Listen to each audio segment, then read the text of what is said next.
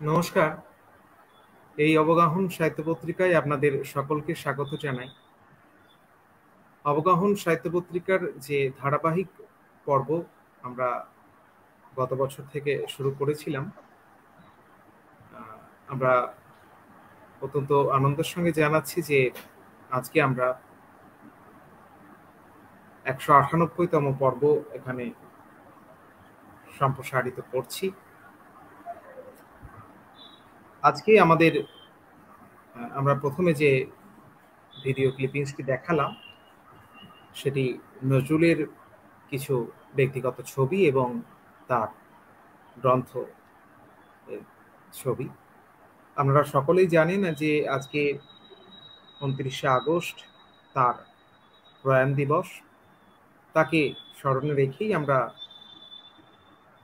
আজকে প্রথম নিবেদনটি রাখলাম। যেহেতু আমাদের অবগাহনে আমরা নজরুল চর্চার যে ধারাবাহিক অধিবেশন করে চলেছি তাকে স্মরণে রেখে আমরা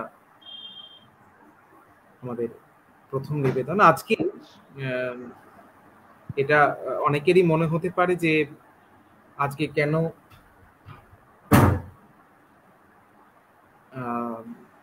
নজরুল চর্চার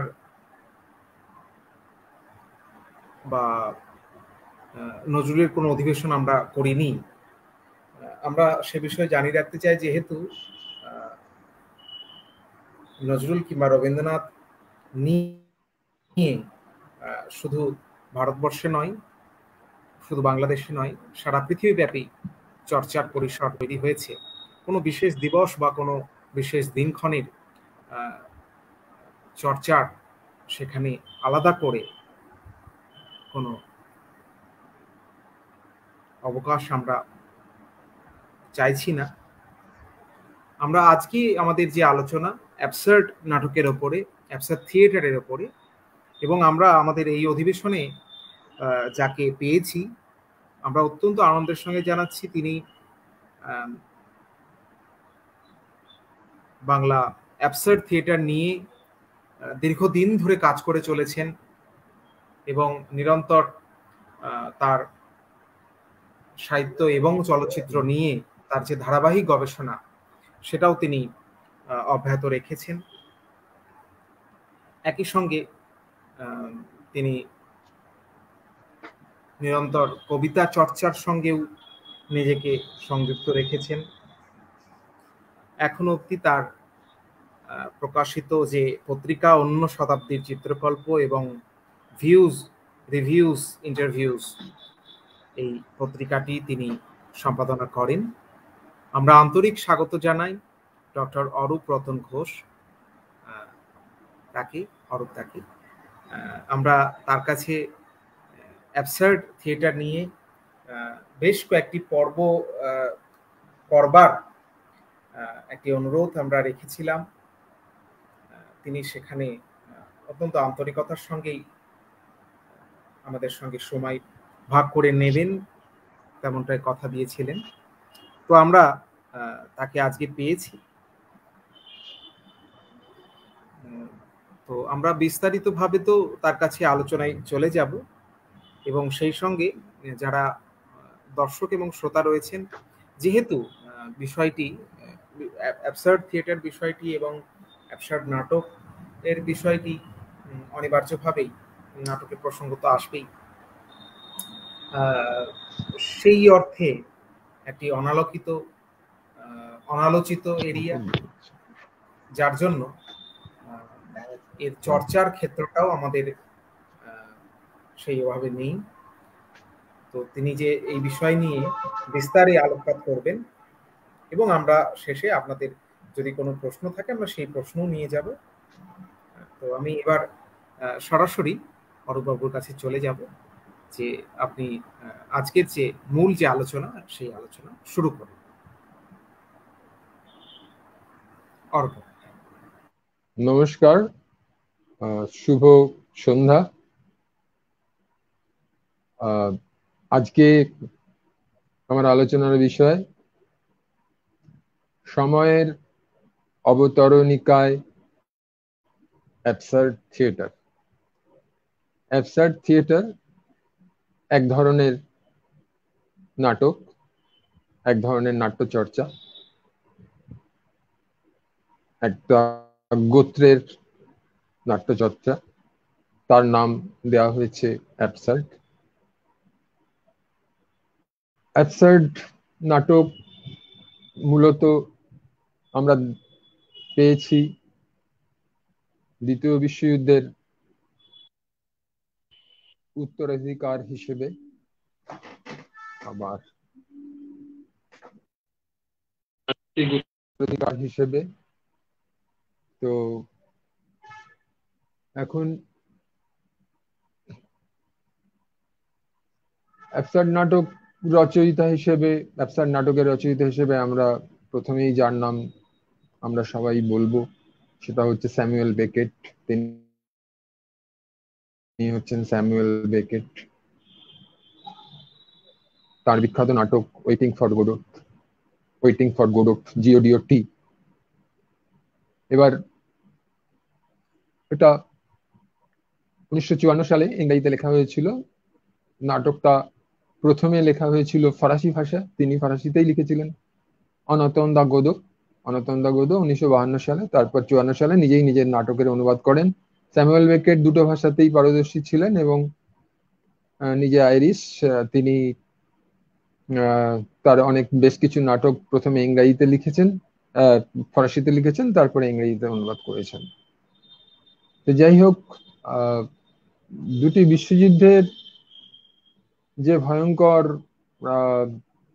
ঘটনা শৃঙ্খল, ঘটনা প্রবাহ মানুষ প্রত্যক্ষ করলো, মানুষ দেখলো, এত মৃত্যু, এত রক্তপাত, এত মানুষের আহত হওয়া, এত মানুষের এত যে ধ্বংসলীলা, এই যে জিনিসটা বিভিন্ন দেশে দেশের মধ্যে ভয়ঙ্কর যুদ্ধ, এই যে ব্যাপারটা বিশ্ববাসী দেখলো, বিশেষ করে ইউরোপীয়রা এবং আমেরিকা, ইউরোপ বিশেষ করে সারা বিশ্বেই হয়েছিল। এবার সেসব জায়গায় এত ভয়ঙ্কর ঘটনা দেখে মানুষের মনে হয়েছিল যে তাহলে জীবনের কি সত্যি কোনো অর্থ আছে? বেঁচে থাকার কি কোনো মানে হয়? আমাদের জীবনটা কি শূন্যতা বা নাথিংনেস, কিংবা এমটিনেস, কিংবা ভয়েড নয়?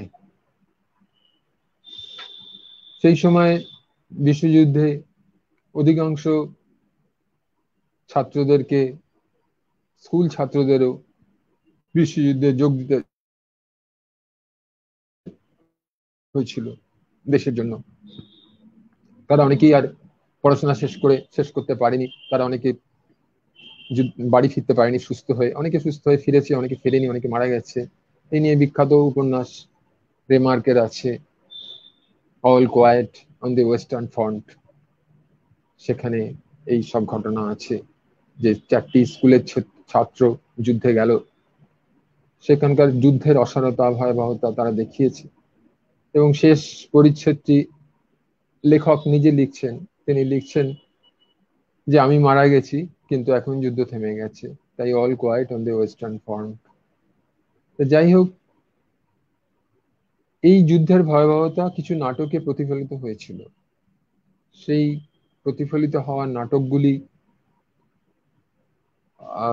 মঞ্চস্থ হচ্ছিল, লেখা হচ্ছিল, কিন্তু সেই সব নাট্যকাররা নিজেদের নাটকগুলিকে অ্যাবসার্ড নাটক বলেননি। পরবর্তীকালে, বেশ কিছু পরবর্তীকালে সাংবাদিকরা এই নাটকগুলিকে নাম দিয়েছিলেন অ্যাবসার্ড গোত্রের নাটক। বিশেষ করে মার্টিন এসলিন নামে একজন নাট্য বিশেষজ্ঞ, তিনি বিবিসি ড্রামা বিভাগের প্রধানও ছিলেন। মার্টিন এসলিন একটি বই লেখেন, the theatre of the absurd. The theatre of the absurd বইটি পেঙ্গুইন প্রকাশনা করেছে, 61 সালে প্রথম বেরোয়, 1961 সালে। এই বইতে তিনি বিস্তৃতভাবে দেখান যে অ্যাবসার্ড নাটকের উৎপত্তি স্থল, তার বিকাশ এবং তার প্রকৃতি, অজস্র উদ্ধৃতি এবং উদ্ধার এই বইটিতে আছে। বইটি খুবই প্রামাণ্য একটি বই এই বিষয়, দি থিয়েটার অফ দি অ্যাবসার্ড। তো বইতে তিনি বিভিন্ন চ্যাপ্টার করেন, স্যামুয়েল বেকেটকে নিয়ে চ্যাপ্টার করেন, ইউজিন ইয়োনেস্কোকে নিয়ে চ্যাপ্টার করেন, ফরাসি উনি। আর্থার আদামভকে নিয়ে করেন, ফার্নান্দো আরাবেল, চা জেনে এবং আরো অনেককে নিয়ে উনি লেখেন, তাদের নাটক নিয়ে আলোচনা করেন। এবং তিনি এই নাটকগুলিকে একটি গোত্রে নামাঙ্কিত করেন অ্যাবসার্ড বলে, সেই জন্যই বইয়ের নাম লেখেন the theatre of the absurd. এবারে এই সব নাট্যকারেরা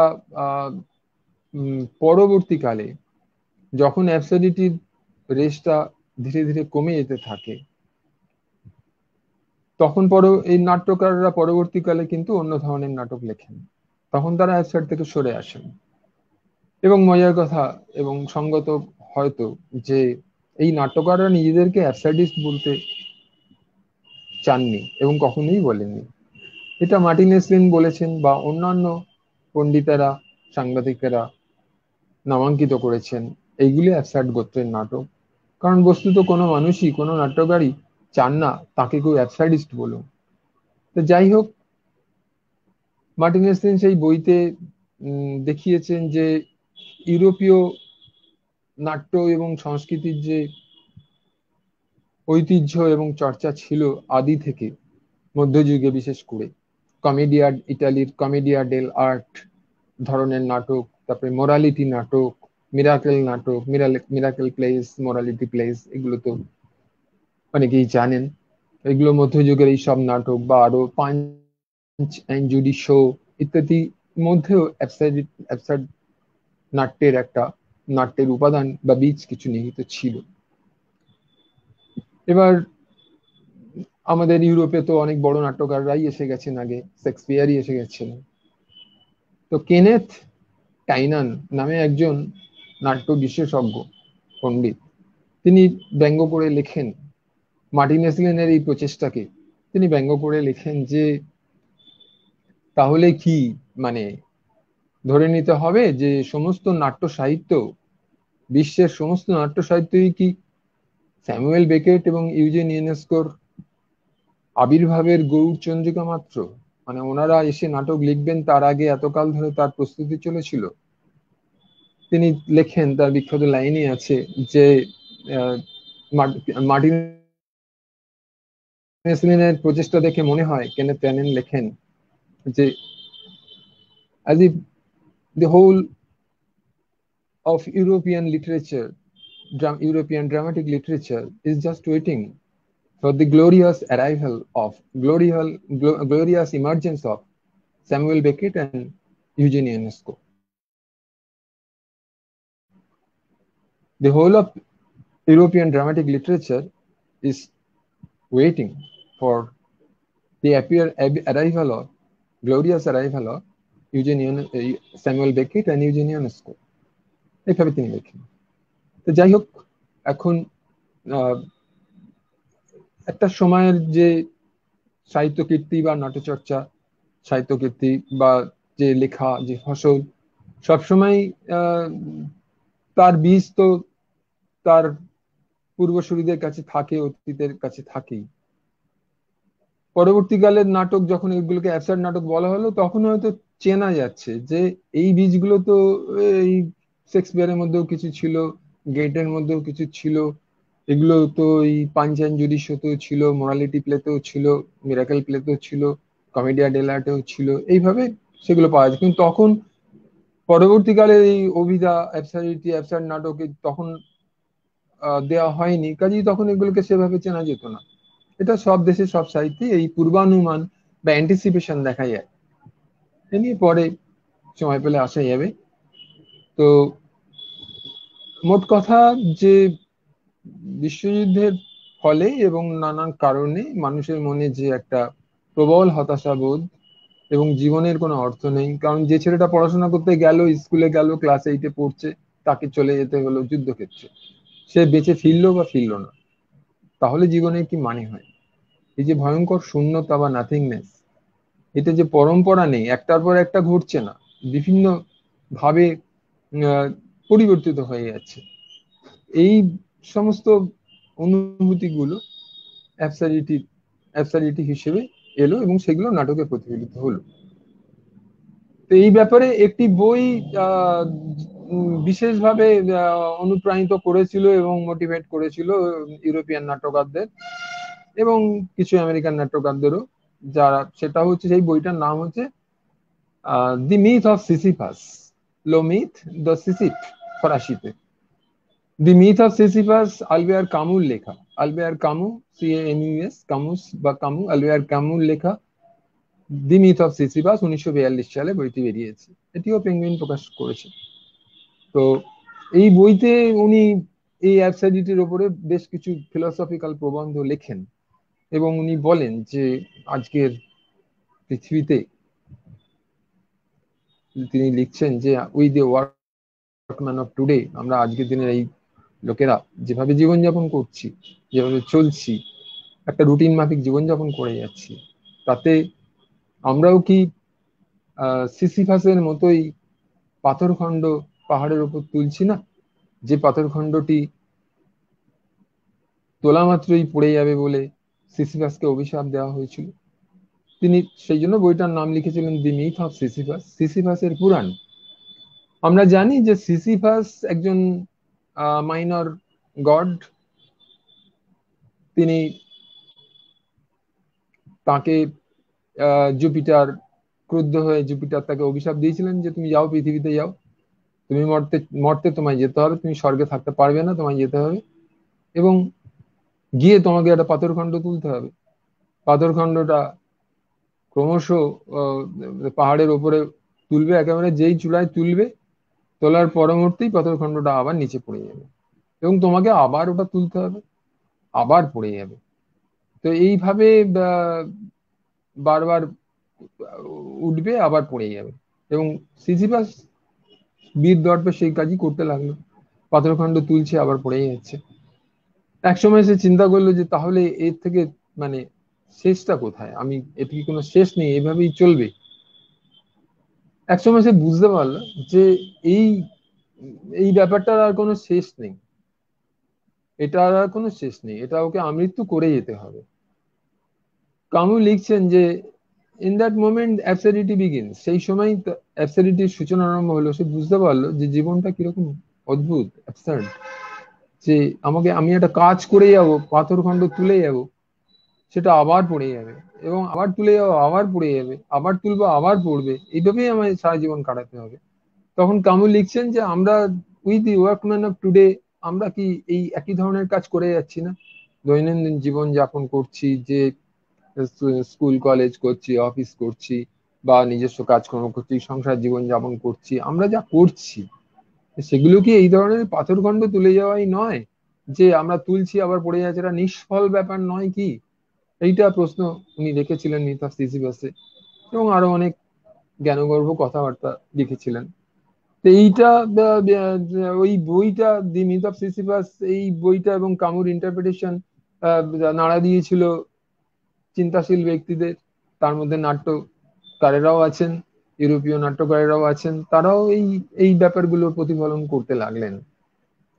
এমনকি আমাদের অ্যাবসার নাটকের প্রভাব বাংলাতেও পড়েছিল।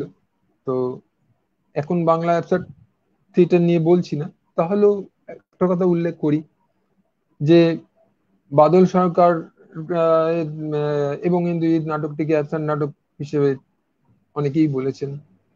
অ্যাবসার এখানে এই এবং ইন্দ্রজিৎ নাটকে এক জায়গায় এই মিথ অফ সিসিফাসের এই কথাগুলো, এই সিসিফাসের পাথরখণ্ড তোলা এবং তা পড়ে যাওয়ার কথাগুলো ওখানে বাদল সরকার লিখেছেন, ইন্দ্রজিতের মানে চরিত্রের মুখে বসিয়েছেন, লেখকের মুখে বসিয়েছেন এবং ইন্দ্রজিতের সঙ্গে তার সংলাপের সঞ্চালন হচ্ছে, তাতে লিখছেন যে আমাদের কি এইভাবেই পাথরখণ্ড তুলে যেতে হবে, আবার তা পড়ে যাবে জেনেও? তখন একজন বলছে হ্যাঁ, এভাবেই করতে হবে, এর থেকে কি পরিত্রাণ নেই? কারণ পরিত্রাণ আছে, এইভাবেই আমাদের এগোতে হবে। নেগেটিভ ভাবে পুরো শেষ করেননি, কিন্তু এইভাবেই আমাদের এগোতে হবে, এ থেকেই পরিত্রাণ হবে। এটা যেন সেই গীতায় বলা যে ফলের আশা না করে কাজ করে যাওয়া, এরকমই জানি। তো এবং ইংরেজি নাটকে সরাসরি ভাবে এই মিথ অফ সিজিফাসের উল্লেখ, উদ্ধার এবং রেফারেন্স আছে যথেষ্ট ভাবে, সেটা অন্য প্রসঙ্গ। তো আমরা মূলত ইউরোপীয় পশ্চিমী অ্যাবসার্ড থিয়েটার নিয়ে আজকে আলোচনায় রাখছি। তো সেখানে দেখা যায় যে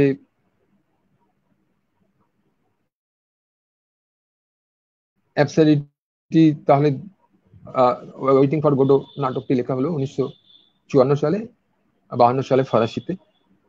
নাটকটি যখন লেখা হলো, তখন নাটকটি যখন মঞ্চায়ন হতে শুরু করলো, বিভিন্ন জায়গায় সাংঘাতিক প্রতিক্রিয়া হতে লাগলো।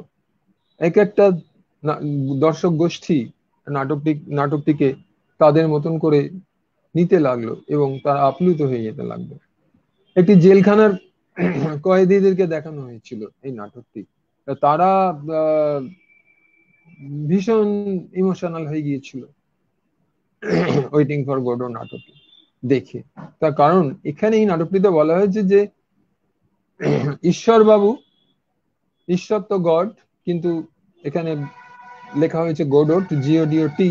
তো ঈশ্বর বাবুর প্রতীক্ষায় অপেক্ষা করছে দুটি ভবঘুরে, ভ্লাদিমির এবং এস্ট্রাগন। তারা অপেক্ষা করছে। দুটি অঙ্কে বিভক্ত এই নাটকটি। তারা অপেক্ষা করে যাচ্ছে এবং নানা রকম খেলা, নানা রকম কথাবার্তা এইসব হচ্ছে। অ্যাকচুয়ালি কিছু কিছু অ্যাকশন সেভাবে হচ্ছে না, হচ্ছে কিছু কিছু অ্যাকশন হচ্ছে। একটি বালক আসছে, বালক এসে বলছে ঈশ্বরবাবু আজকে আসবেন না, উনি কালকে আসবেন। ওরা এই আশা নিয়ে প্রথম অঙ্ক শেষ হয়, দ্বিতীয় অঙ্ক একইভাবে শেষ হয়, একই সংলাপ দিয়ে, যে আমরা কি তাহলে অপেক্ষা করব? বলে হ্যাঁ আমরা অপেক্ষা করি। এইভাবেই দুটি অঙ্কই একইভাবে শেষ হচ্ছে। আসলে আমরা সকলেই আশা করি, সকলেই কিছু বেটার কিছু হবে বলে আমরা আশা করে থাকি। ঈশ্বরবাবু তার প্রতীক। ঈশ্বরবাবু আসবেন এবং আমাদের উদ্ধার করবেন, আমাদের পরিত্রাণ করবেন। সেই যে জেলখানার কয়েদিরা দেখে আপ্লুত হয়ে গিয়েছিল আবেগে, তারা এই কারণেই আপ্লুত হয়েছিল যে আহ, তারা দেখছিল যে মানে তাদের জেলখানার জীবন থেকে তারা মুক্তি পাবে কিনা, এটাই তারা ভাবতে চাইছিল। অন্যান্যরা অন্যান্য ভাবে হয়েছিল। এবং এই নাটকটি অনেক দেশে বিদেশে অনেক জায়গায় হয়েছে, আমাদের বাংলাতেও হয়েছে, অনেকে হয়েছে। আমি বেঙ্গালোরের দীপক মজুমদারের একটা প্রোডাকশন আমি দেখেছিলাম, ফিনিক্স নামে গ্রুপ, বহু বছর আগে 1982 সালে, অ্যালিয়ান্স প্যাসেজ পার্ক স্ট্রিটে, 24 নম্বর পার্ক স্ট্রিটে। তখন অ্যালিয়ান্স প্যাসেজ ছিল, এখনো আছে। তো সেইখানে অডিটোরিয়ামে আহ ওপেন থিয়েটার ফর্মে করেছিলেন নাটকটি। তা সেখানে এই নাটকটি আমি দেখেছিলাম। নাটকটিতে আহ, একটা দেখানো হচ্ছে যে একটা এমটিনেস, একটা সময়, সময় বয়ে যাচ্ছে কিন্তু সময় যেন আসলে স্ট্যাটিক হয়েই আছে। এটা যেন সেই জেনো বলে একজন দার্শনিকের কথা, নদীর জল সম্পর্কে বলা হয়েছে যে the more it changes, the more it remains the same. যতই পরিবর্তিত হয় সে একই যেন থেকে যায়।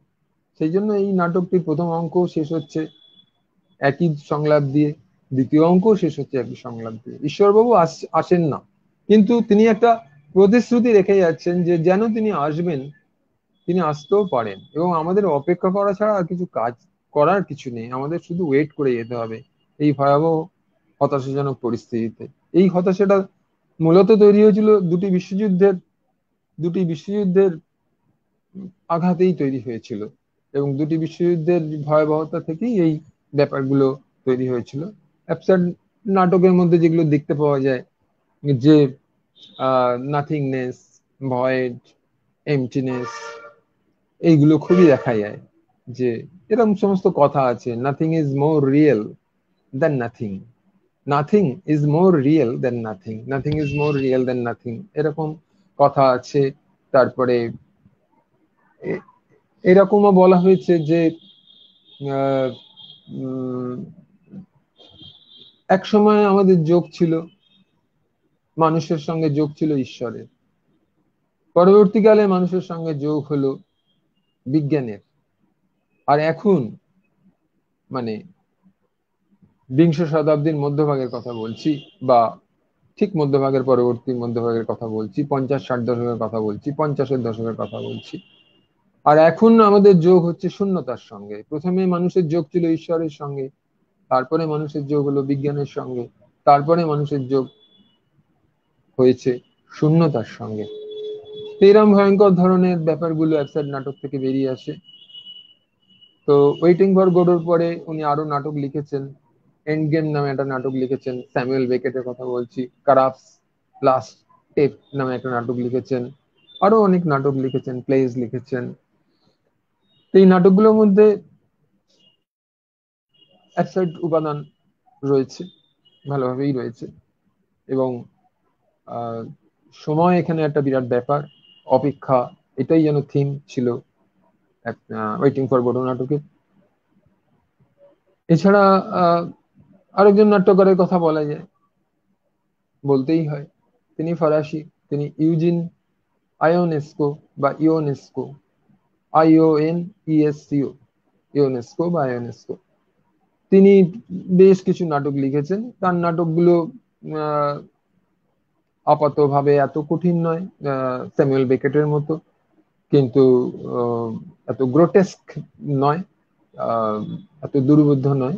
তার নাটকের মধ্যে একটা কমিক উপাদান, একটা হিউমারাস ব্যাপার রয়েছে। তিনি প্রতি লাইনে বা প্রায়ই পড়তে পড়তেই একটা কৌতুক করতে করতে যাচ্ছেন, যার ফলে পাঠকের বা দর্শকদের একটা রিলিফ লাগে নাটকগুলো নাটকটা পড়তে পড়তে। তার একটি বিখ্যাত নাটক হচ্ছে, এটা অনেকেই জানেন, রাইনোসেরাস। রাইনোসেরাস নাটকটি 60-এর দশকেই লেখা, প্রথম দিকে 63-64 হবে তো সম্ভবত। তো রাইনোসেরাস ফরাসিতে লিখেছেন, তারপরে ইংরেজিতে অনুদিত হয়েছে। উনি ফরাসিতেই লিখতেন, উনি ফরাসি। ক্যালডার পাবলিকেশন বইগুলি ইংরেজিতে বার করেছে। ইউনেস্কোর সমস্ত নাটকগুলো ভলিউম 1, 2, 3 এইভাবে অনেকগুলো ভলিউম বের করেছে ক্যালডার পাবলিকেশন। তো সেখানে রাইনোসেরাস নাটকে দেখা যাচ্ছে যে হঠাৎ শোনা গেল ফরাসি দেশে প্যারিসে, হঠাৎ শোনা গেল যে গন্ডার রাস্তায় বেরিয়ে পড়েছে এবং তাই নিয়ে একটা বিশৃঙ্খলা ক্যাওস তৈরি হয়েছে। তো সেই গন্ডার বেরিয়ে পড়েছে, কি করা যাবে এখন? একটা পাবলিকেশন হাউসে, দোতলায় একটা পাবলিকেশন হাউস, সেখানে কর্মচারীদের কানে এসেছে কথাটা যে রাস্তায় নাকি একটা গন্ডার বেরিয়েছে, রাইনোসেরাস বেরিয়েছে। তখন একজন বলছে যে বিরিঞ্জার ইংরেজি উচ্চারণ করলে বিরিঞ্জার, ফরাসি উচ্চারণ করলে ব্রেরো হবে। তো বিরিঞ্জার বলছে যে ওই ডাইনোসরাসটা আর বিরিঞ্জার এইসব আলোচনা করছে, ওর সঙ্গে জা বলে একজন, সেও আলোচনা করছে। জা একটু ফিলোসফার টাইপের, জা একটু ক্রিটিক, একটু সেনিক। যা বলছে যে রাইনোসেরাস ওটা, আচ্ছা ওটা একটা শিং আছে না ওর দুটো শিং আছে, ওটা এশীয় না আফ্রিকার, whether it has one horn or two horn, whether it is Asiatic or African. ও মাঝে মাঝেই এই প্রশ্নটা করছে, এবং যখনই এই প্রশ্নটা করছে একটা মজার উদ্রেক হচ্ছে, জানে এটা খুব জানাটা খুব জরুরি যে ওটা এশিয়াটিক না আফ্রিকান, ওটা ওয়ান হর্ন আছে না টু হর্ন আছে। ক্রমশ জানা যাচ্ছে যে ফরাসি দেশে লোকেরা আসলে গন্ডারে রূপান্তরিত হচ্ছে। চিড়িয়াখানা থেকে বেরিয়ে এসছে একটি গন্ডার ছুটে, এমন নয়, লোকেরাই রূপান্তরিত হচ্ছে গন্ডারে, এক একজন করে গন্ডারে পরিণত হচ্ছে। এবং এইটা কিন্তু ক্রমশ বোঝা গেল। তখন দেখা গেল যে ওই পাবলিকেশন হাউসে একজন কাজ করেন, তার স্ত্রী জানলার নিচ থেকে ডাকছেন। তার ডাকটা একটু মানুষের মতন নয়, একটু ঘোঁত করে আওয়াজ হচ্ছে, একটু গন্ডারের মতন আওয়াজ হচ্ছে। তো এইরকম করে তিনি ডাকছেন, ঘোঁত করে ডাকছেন। তো জানলা দিয়ে উঁকি মেরে দেখা গেল তার স্ত্রী গন্ডারে রূপান্তরিত হয়ে গেছেন। এবং তিনি, একটু আমি ভুল বললাম, এটা অপোজিটটা হবে, স্ত্রী অফিসে আছেন, তার স্বামী 2-3 দিনের জন্য কোথায় গিয়েছিলেন, ফেরেননি। জানলার নিচে স্বামী গন্ডারে রূপান্তরিত হয়েছেন এবং তিনি তার স্ত্রীকে ডাকছেন। স্ত্রী জানলা দিয়ে দেখলেন যে তার স্বামী নিচে গন্ডারে রূপান্তরিত হয়ে ওকে ডাকছেন। স্ত্রী বললেন যে আমি আসছি বলে তিনি জানলা দিয়ে এক লাফ মারলেন, লাফ মেরে ওর স্বামী বা গন্ডারের উপরে চড়ে বসলেন। তখন এখান থেকে একজন, মানে পাবলিকেশন হাউস থেকে একজন মন্তব্য করছে যে দে আর রানিং একটা গ্যালপ করে তারা যাচ্ছে। ওর স্ত্রী যে ওর ওপর জাঁকিয়ে চেপে বসলেন ওপর থেকে লাফ মেরে, সেইটাকে বলছে যে generally women are good Riders. যাই হোক, এইভাবে বেরিয়ে গেলেন এবং বোঝা যাচ্ছে যে আস্তে আস্তে সব লোক গন্ডারে পরিণত হয়ে যাচ্ছে। তাহলে কি হবে এখন? তখন ফায়ার ব্রিগেডকে খবর দেওয়া হচ্ছে, ফায়ার ব্রিগেডের লোক আসছে, এসে তাদের মই বাড়িয়ে দিচ্ছে। তখন বলছে যে তোমার নেমে এসো, গন্ডারেরা আক্রমণ করছে, নিচে সমস্ত আক্রমণ করছে, নেমে আসো উপর থেকে। তারপরে ফায়ার ব্রিগেডের লোকেরা নামাচ্ছে। এবার ক্রমশ আস্তে আস্তে জানা যাচ্ছে যে ফায়ার ব্রিগেডের লোকেরাও আর আসছে না, কারণ ফায়ার ব্রিগেডের লোকেরাও গন্ডারে রূপান্তরিত হয়েছে। সমস্ত দেশের, মানে অলিম্পিকে যারা গিয়েছিল তারা গন্ডারে রূপান্তরিত হয়েছে। তারপরে দেশের প্রেসিডেন্ট গন্ডার রূপান্তরিত হয়ে গেছে। দেখা যাচ্ছে যে ওই বেরিঞ্জার আর ঝাঁ এই দুজনে ডায়ালগ করছে, দুজনে নানা রকম কথাবার্তা বলছে। আর বেরিঞ্জার মাঝে মাঝেই মাঝে মাঝেই জিজ্ঞেস করছে ওয়েদার ইট ইজ এশিয়াটিক আর African, whether it is one horn আর টু হর্ন, এরম বলে যাচ্ছে। তো দেখা গেল যে সবাই মোটামুটি গন্ডারে রূপান্তরিত হয়ে গেছে। রেডিও চালাতে বললো, যে খবরের জন্য রেডিও চালাতে, দেখা গেল যে রেডিও থেকেও ঘোত ঘোত আওয়াজ পাওয়া যাচ্ছে, ওই যে নিউজ পড়ছে ওটা ওদের ভাষায় ওরা পড়ছে। তখন একটা কথা আছে যে বেরিঞ্জার মানে মোটামুটি সকলেই গন্ডারে রূপান্তরিত হয়ে গেল। বেরিঞ্জার এই যা একাই বেরিঞ্জার একাই রয়েছে যে গন্ডার হয়নি। সে বলছে আমি যে ভাষাটায় কথা বলছি এই ভাষাটা কি ভাষা, এটা কি ফ্রেঞ্চ, এটা কে বোঝে, এটা কি আর কেউ বোঝে, এটা তো আমি একাই বলছি। তাহলে এই ভাষার বিচ্যুতি বা ভাষার বিপর্যস্ত হয়ে যাওয়া ভাষা, এই এইটা একটা অ্যাকশন নাটকের একটা, এটা একটা অ্যাকশন নাটকের অন্যতম বৈশিষ্ট্য এটা। তাই রাইনোসেরাসে এইরকম ব্যাপার রয়েছে। তারপরে আরেকটা বিখ্যাত নাটক রয়েছে ওনার লেখা, ইউজেন স্টোরি, Amedee how to get rid of it. তো Amedee how to get rid of it নাটকেও এরকম, আমেডিয়া আর how to get rid of it নাটকেও এরকম দেখা যাচ্ছে যে একটি দম্পতি মাদলিন এবং তার স্বামী দুজনে একটি ফ্ল্যাটে থাকে প্যারিসে, দোতলায়। তারা 15 বছর ওই ফ্ল্যাট থেকে কখনো বেরোয় না,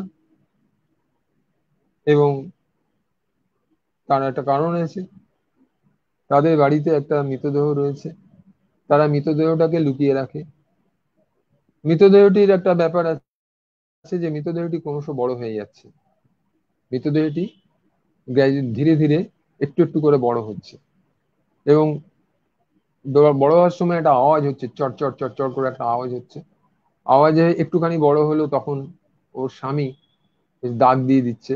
আমেডি, স্বামীর নাম হচ্ছে আমেডি। তা আমেডি আমেডি আমেডি বা আমেডে, সে একটু চক দিয়ে দাগ দিচ্ছে, এতটা বাড়লো এতটা বাড়লো, এইভাবে ক্রমশ বাড়ছে। তখন ওর বলছে যে এটা জিওমেট্রিক্যাল প্রোগ্রেশনে বাড়ছে। এই লোকটি কে ছিল এই নিয়ে দুজনের মধ্যে ঝগড়া হচ্ছে। বলছে যে এই তোমার প্রেমিক ছিল, সে আসতো তোমার কাছে, বলে না এ তোমার বন্ধু ছিল, এরকম ভাবে। কিন্তু দুজনেই মৃতদেহটিকে খুব ভালোবাসে। মৃতদেহটি কিন্তু মৃতদেহটি তো মৃতই, কিন্তু তার নখ নখ বড় হচ্ছে, নখ তার বুক ফুঁড়ে বেরিয়ে আসছে। তারপরে এই এইরকম হচ্ছে। তখন আহ তার একটি চোখ খোলা রয়েছে, সেখান থেকে আলো রিফ্লেক্ট হচ্ছে। তখন ও বলছে যে মৃতদেহটি বড় হচ্ছে। তখন একটা লাইন আছে, the death has got the growing disease, the death has got the growing disease. ডেথটা বড় গ্রোয়িং ডিজিজ এর মধ্যে রয়েছে। তো ক্রমশ মৃতদেহ এইভাবে বড় হতে লাগলো, বড় হতে লাগলো। তখন একটা ঘরে রাখা ছিল, সেই ঘর থেকে বেরিয়ে আরেকটা ঘরে চলে এলো মৃতদেহটি। তারপরে সে জানলা কাছে চলে এলো। এবার ওরা বুঝলো যে আর মৃতদেহটিকে লুকিয়ে রাখা যাবে না, মৃতদেহটি এবার জানাজানি হয়ে যাবে, কারণ এই ঘর ফুঁড়ে বেরিয়ে যাবে।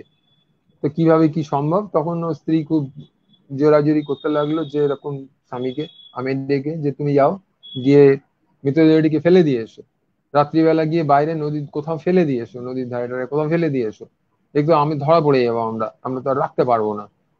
তা আমিরই অসহায় বোধ করছে যে আমি কি করে নিয়ে যাবো, এত বড় একটা মৃতদেহকে নিয়ে আমার পক্ষে সম্ভব? আমি আই এম বলছেন, I M A play right, I am N intellectual, আমি একটা নাটক লিখছি, আমি নাটকের দুটো লাইন লিখতে পেরেছি। The old woman said to the old man said to the old woman, do you think so? Old woman said, yes it is. এইরকম ধরনের একটা সংলাপ আছে। একই কথা বলছে, আমি চেষ্টা করছি কিন্তু বিশ্বাস, আমি 2 লাইনের বেশি লিখতে পারছি না।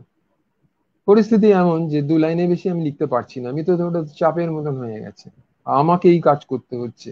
আমি একজন, আমি স্পোর্টসম্যান ছিলাম না, আমি খেলাধুলা করিনি, আমি মৃতদেহ কি করে খেলতে যাবো? I am N intellectual, I M A play right, I M A social play right, কথাও বলা হচ্ছে, কিন্তু আমি 2 লাইনের বেশি লিখতে পারছি না। তো বাধ্য হলো খেলতে যেতে।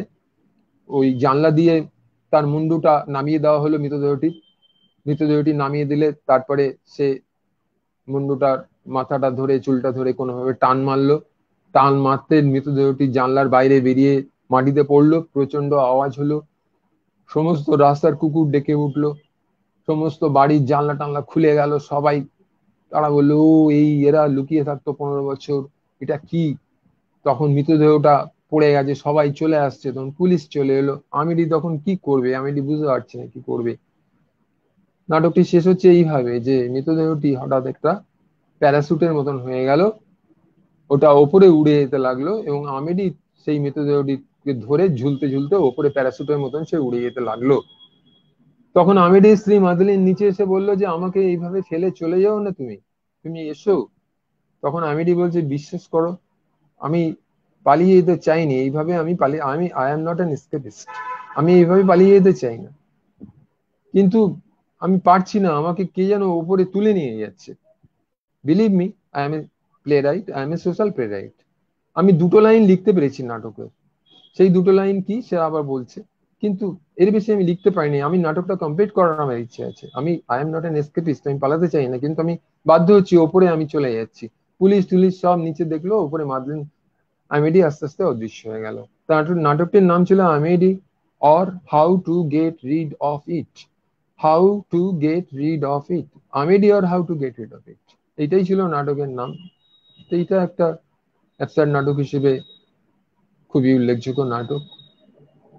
তো এইরকম অ্যাবসার্ড নাটকের মধ্যে যে বৈশিষ্ট্যগুলো দেখা যায় তার মধ্যে আছে নাথিংনেস, এমটিনেস, ভয়েডের একটা অনুভূতি, বিপর্যস্ত ভাষা, ভাষা এখানে স্বাভাবিক থাকছে না, বিপর্যস্ত হয়ে যাচ্ছে। তারপরে ওয়েটিং ফর গডো নাটকে এরকম ধরনের ভাষা আছে যেগুলো মানে কোনো অর্থ বহন করে না।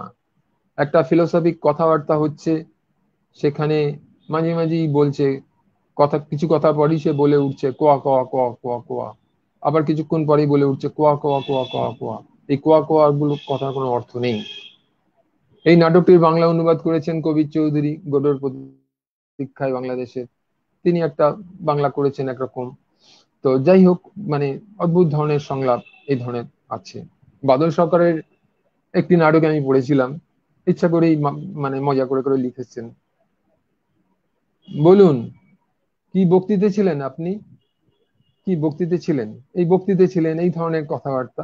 তো যাই হোক, ভাষা অনেক সময় এগুলো ডিস্টরশন হয়ে যায়, হওয়ার ব্যাপার আসে। আমরা গার্টরুড স্টাইনের, মহিলা লেখিকা আমেরিকান গার্টরুড স্টাইনের কথাই জানি। গার্টরুড স্টাইন অ্যাবসার্ড নাট্যকার নয়, কিন্তু আহ, তিনি বাক্য লিখতেন, তাতে ক্যাপিটাল লেটার থাকতো না, তাতে পাংচুয়েশন মার্ক প্রায় থাকতো না বললেই চলে, এবং তিনি একটা এফেক্ট দেওয়ার জন্য ওইভাবে লিখতেন। তার বিখ্যাত সংলাপ, একটি নাটক, একটি কথা আছে, a rose is a rose is a rose is a rose is a rose, a rose is a rose is a rose is a rose is a rose. তো এখানে ব্যাকরণের কোনো ব্যাপার নেই, কিন্তু এই ধরনের ছিল। তো এই ধরনের একটা পরিমণ্ডল তখন অ্যাবসার্ড এর ব্যাপারের মধ্যে ছিল। আরো যারা নাটক লিখেছেন পরবর্তীকালে, আহ, মানে অ্যাবসার্ড, যা জেনের কথা বলতে হয়, জিএনইটি, ফরাসি যা জেনে, যা জেনে নানা রকম অপরাধ দুষ্কর্মের সঙ্গেও জড়িয়ে যাচ্ছিলেন মাঝে মাঝে, তার বিরাট অপরাধ হয়ে যাচ্ছিল, জাফর ছাত্র মার্জনা চেয়েছিলেন প্রেসিডেন্টের কাছে। তো এরকম ছিল। আরো আছেন আহ আর্থার আদামভ, ফার্নান্দো আরাভাল, এরকম আরো আমেরিকায় আছেন এডওয়ার্ড এলবি, তার বিখ্যাত নাটক দি জু স্টোরি, চিড়িয়াখানার গল্প, এই ধরনের আরো বেশ কিছু নাটক আছে। তো আলোচনাটা কি আপাতত এখানেই শেষ করবো নাকি? হ্যালো, হ্যাঁ। আম, না, আলোচনাটা কি এখানেই শেষ করবো না? আমাদের তো আমাদের তো এখনো অবধি 44 মিনিট হয়েছে। আমার মনে হয় যে যদি পাশ্চাত্যের জায়গাটুকু আরেকটু বিস্তারে যাওয়া যেতে পারে, মানে আপনার সময় যদি থাকে তাহলে যাওয়া যেতে পারে এখানে। আরো আরো বলবো, কতক্ষণ হয়েছে বলা? হ্যাঁ, এখনো আপনার সামগ্রিক, আমাদের সামগ্রিক অনুষ্ঠানটা 44 মিনিটের মতো এখানে শো করছে, দেখাচ্ছে। আর আপনার বলা মোটামুটি ভাবে 30 মিনিট মতো, আধা ঘন্টা মতো হয়েছে। সুতরাং এখনো আমরা মোটামুটি ভাবে 15-20 মিনিট তো তাহলে আরেক আলোচনাটা সম্প্রসার করতে পারে। হ্যাঁ হ্যাঁ হ্যাঁ। তাহলে আর 8-10 মিনিট বলি হ্যাঁ নাকি, হ্যাঁ দেখাই যাক। তো হ্যাঁ। এইভাবে আমি আমি নিজেও খুব উপভোগ করছিলাম আপনার আলোচনা, কারণ হ্যাঁ এই বিষয়গুলো তো একদমই অনালোকিত, এবং সাধারণত সাহিত্য নিয়ে যারা পড়াশোনা করে তাদের ক্ষেত্রে বিষয়গুলি কিছুটা জানার অবকাশ নিশ্চয়ই হয়। সিলেবাসের হয়তো আমাদের 50 নাম্বার বা 25 নাম্বারের সিলেবাসের ভিতর থাকে, কিন্তু সামগ্রিকভাবে তো সেই সুযোগ হয়ে ওঠে না। ফলে আপনার আলোচনা অনেকে, আমরা এখানে কমেন্টও আসছে যে শুনছি, অনেকে বলছেন ভালো ভালো লাগছে। ঠিক আছে, আরেকটু আমি ঠিক ঠিক ঠিক ঠিক। আর আরেকটু দেখাই যাক। এমনি কি দর্শক আছে এখানে, কিছু ভিজিটার হ্যাঁ আছে? হ্যাঁ, দর্শক আছে, দর্শক আছে, হ্যাঁ হ্যাঁ আছেন, আচ্ছা দর্শক আছে। আচ্ছা, ঠিক আছে, আরেকটু বলি, আরেকটু বলে আপাতত রেখে দিই, অনেকক্ষণ হচ্ছে। এবারে আসলে অ্যাপসাইড নিয়ে বলতে গেলে আমাদের এই বাস্তব বাস্তব পৃথিবীতে দাঁড়িয়ে অ্যাপসাইড নিয়ে বেশি বললে নিজেরই একটা তালগোল পাকিয়ে যায় আর কি। তো যাই হোক, তো ইউনেস্কোর ইউনেস্কো আরো যেসব নাটক লিখেছেন, আমেলি নাটকটা তো খুবই সুন্দর। এটি অনুবাদও হয়েছে বাংলায়। গন্ডার নাটকেরও অনুবাদ হয়েছে, সোমেন্দ্রচন্দ্র নন্দী অনুবাদ করেছিলেন।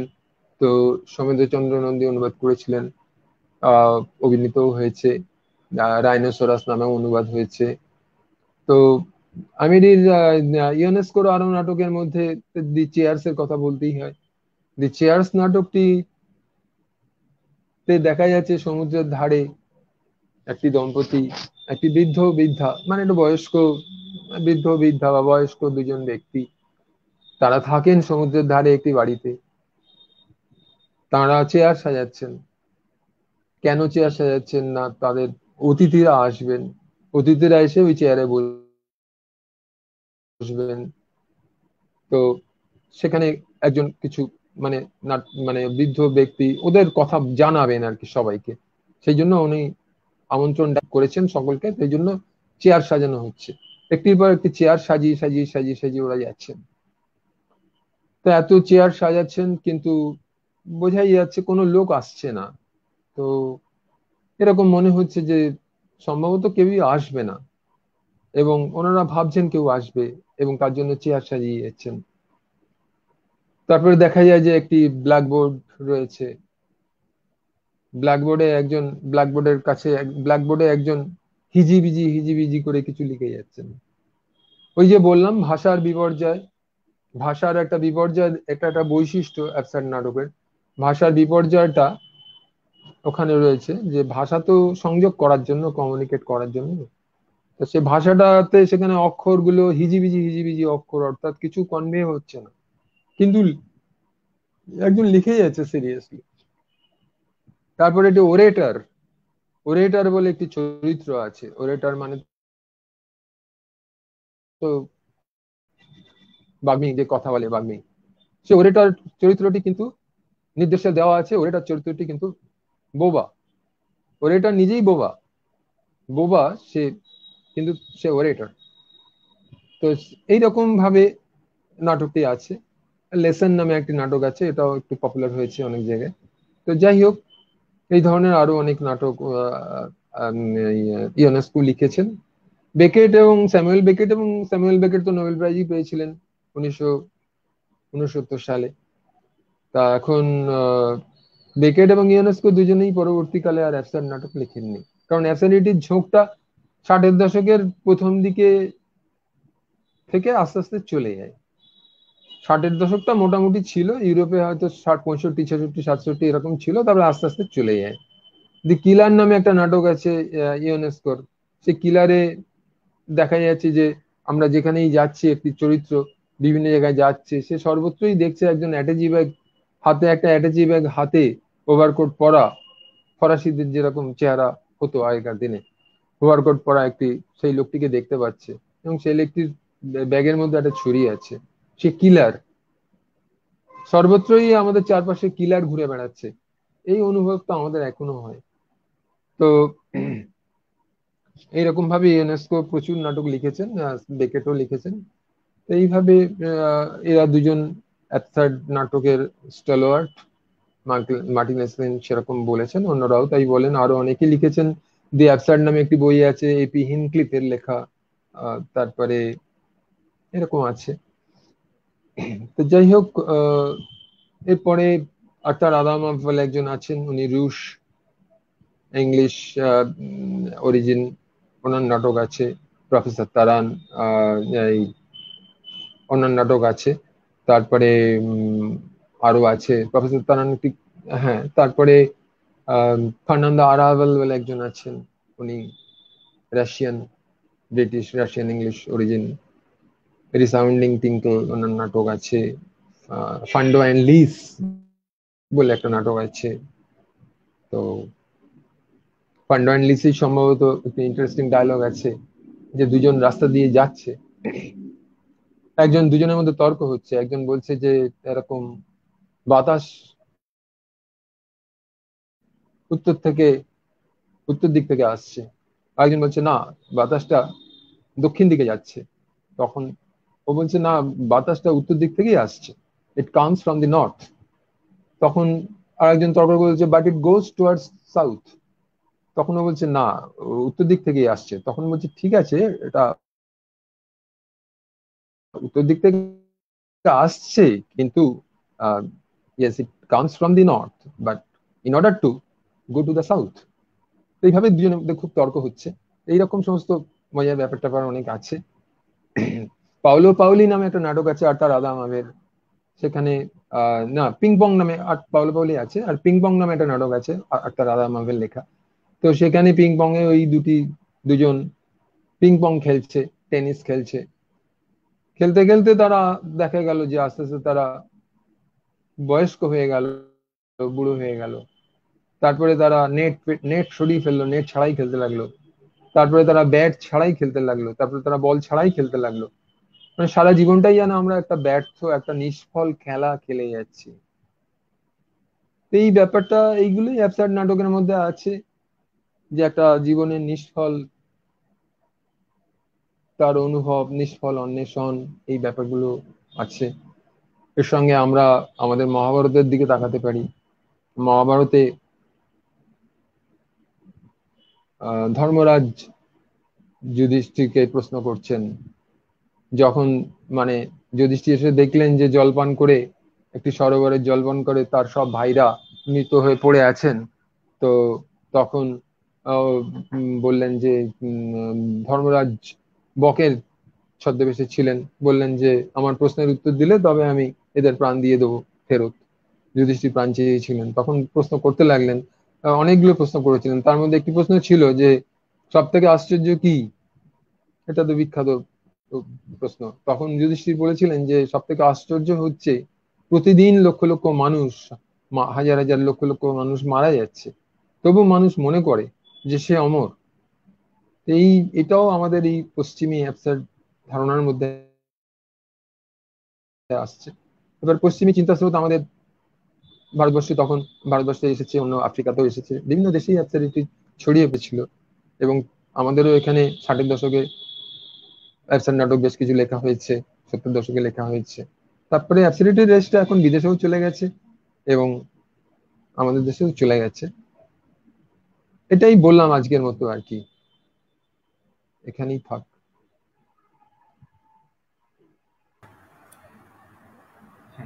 হ্যাঁ, আমি এখানে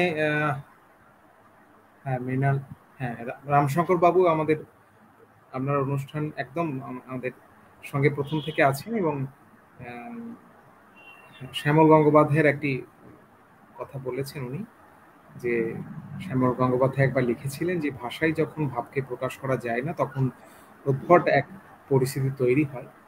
আহ, ঠিক। এবং মৃণাল এখানে বলছে যে অ্যাবসার্ড নাটকের যেটুকু প্রেক্ষিত জানা, তা কেবল বাংলা সাহিত্যে বাদল সরকারের এবং ইন্দ্রজিতের হাত ধরে। হ্যাঁ, হ্যাঁ।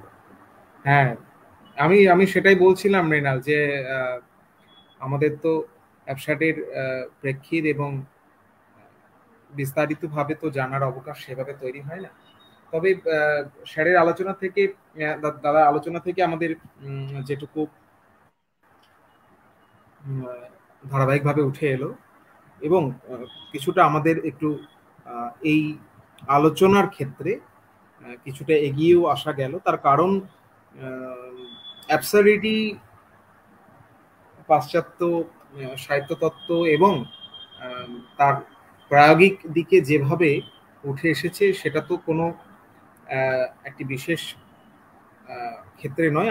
আপনারা জানেন যে যখন নাথিংনেসের, দাদা ওনার আলোচনায় বলছিলেন নাথিংনেসের কথা, এবং অব্যর্থভাবে সেখানে আসবে আহ, অস্তিত্ববাদের কথা। না, একই সঙ্গে আপনারা জানেন যখন ছবির জগতে কিন্তু আরো একটি বিপ্লব সে সময় আসছে, এক্সপ্রেশনিজম। একই সঙ্গে ডাডাইজমের মতো আহ, আমরা দেখতে পাচ্ছি কোথাও না কোথাও যে সমস্ত দার্শনিক সেই সময় উঠে আসছেন তাদের চর্চার ক্ষেত্রে, তাদের মধ্যেও কিন্তু এই প্রবণতাগুলি আমরা দেখতে পাচ্ছি। ফলে এটি একটি অনেক বড় বিষয়, হ্যাঁ, যেখানে শুধু নাটকগুলো নিয়ে নয়, অ্যাবসার্ড নাটকের মঞ্চ ভাবনা, অ্যাবসার্ড নাটক কোন বিশেষ প্রবণতাকে সামনে এনে কিভাবে একই সঙ্গে ঐতিহ্য এবং প্রথাগুলিকে ভাঙছে একসঙ্গে। একই সঙ্গে আমরা দেখেছি যে থিভস জার্নাল, আত্মজৈবনিক ওখানে যে আসছে, সমস্ত রচনা সেই আসছে সময় না, লিঙ্কে আসছে না। আসছে, তো সেগুলোও কিন্তু আমরা আমাদের এখানে উঠে আসছে। এবং একই সঙ্গে যেটা আমরা পরবর্তী আলোচনায় এর পরবর্তী ক্ষেত্রেও দেখব। হ্যাঁ, আমরা আমরা সেই আলোচনাতেও আসবো। হ্যাঁ, এখানে মৃণাল বলছে যে লিঙ্কে কিছু আসছে। বর্তমানে কি এরূপ নাটক লেখা হচ্ছে, অ্যাবসার্ড নাটক কি এই সময় কিছু লেখা হচ্ছে? অ্যাবসার্ড নাটকের একটা রেসিডুয়াল বা একটা রেস তো রয়েই গেছে। পুরোপুরি অ্যাবসার্ড নাটক লেখা না হলেও তার একটা প্রভাব, মানে সেটা তার উপাদান নিয়ে হচ্ছে। আবার পুরোপুরি অ্যাবসার্ড নাটক কেউ লিখতেও পারেন। তবে অ্যাবসার্ডিটির যে ফিলোসফি বা যে অনুভূতির জায়গাটা ছিল, সেটা তো এখন একটু চেঞ্জ হয়ে গেছে। চেঞ্জ হয়ে একটু অন্যরকম হয়ে গেছে। সেই অন্যরকম ব্যাপারটা আসছে অনেকটা উত্তর আধুনিক বা পোস্ট মডার্ন বা আরো অন্য অন্য কনসেপ্ট গুলো এসে গেছে। অ্যাবসার্ডিটি ইটসেলফ এখন আর খুব একটা চর্চায় নেই। তবে তার এই যেমন ভাষার বিপর্যয়, এই যে নাথিংনেস এর অনুভূতি বা আরো যেগুলো আছে অ্যাবসার্ডের মধ্যে, সেগুলো সেগুলো আসছে। উৎস উৎস উৎস থেকে বিচ্ছিন্নতা, এইসব এলিমেন্ট গুলো আছে, আসছে। মূলত তবে এখানে অ্যাবসার্ড, আমার একজন হ্যাঁ হ্যাঁ, বলুন বলুন। হ্যাঁ, আমি অন্য একটা কথা বলছি যে একজন আমার এখানে আছেন, উনি লিঙ্ক লিঙ্ক কিন্তু কিছু পাচ্ছেন না, এই আর কি। আচ্ছা, না আপনি আপনি তো দেখলাম ওই লিঙ্কটা শেয়ার করেছেন, যাই হোক, আমার বলুন লিঙ্কটা। কিছু একটা, এই লিঙ্কে হ্যাঁ, আপনারই দিতে। হ্যাঁ, আমি পরে ওটা দিয়ে দিতে হ্যাঁ, পারবো, শেয়ার সমস্যা করেছি, নেই। তো কিন্তু মূলত, লিঙ্কটা হ্যাঁ, এখানে। হুম, আচ্ছা, হ্যাঁ, এখন এটা একটি বিষয়। ফলে আমরা আজকের মতো আমাদের এই আলোচনাটা এখানেই শেষ করছি। কিন্তু এই বিষয়টি যে হ্যাঁ, অত্যন্ত গুরুত্বপূর্ণ একটি বিষয়, আম, এবং আমার মনে হয় এই আলোচনা, এই ধরনের আলোচনা, বিশেষ করে এই অ্যাবসার্ডিটি নিয়ে, এর প্রবণতা নিয়ে আম, আলোচনা করাটা অত্যন্ত গুরুত্বপূর্ণভাবে।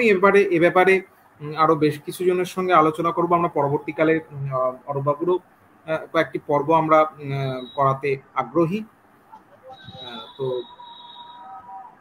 আপনারা আবার আমাদের সঙ্গে সংযুক্ত থাকবেন, এবং আমরা অরূপ বাবুকেও অত্যন্ত কৃতজ্ঞতা জানাই, শ্রদ্ধা জানাই।